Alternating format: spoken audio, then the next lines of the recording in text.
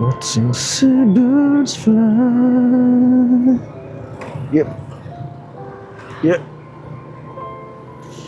And I'm gonna be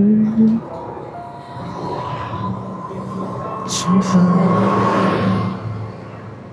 Uy, may natutulog sa bangko. Balikan natin. Wop, alanganin. Balikan natin. Wop, alanganin. Isa pa. Okay, game.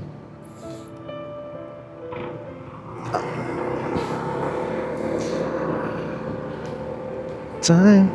Yes. May nakita tayo dito. Lalaki yata ito eh. Nasa bangko. Ay, ito yun.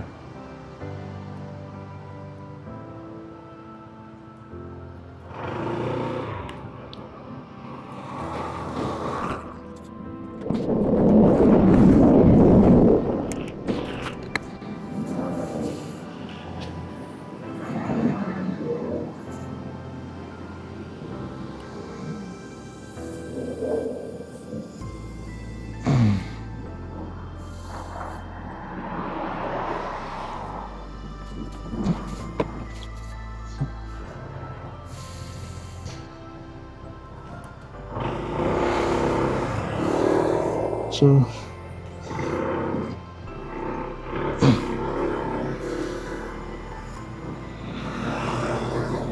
si kuya ay isang lalaki.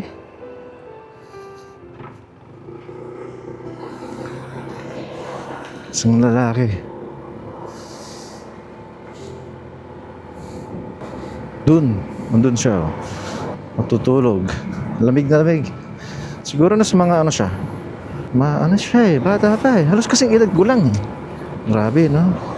Ang hirap ng buhay.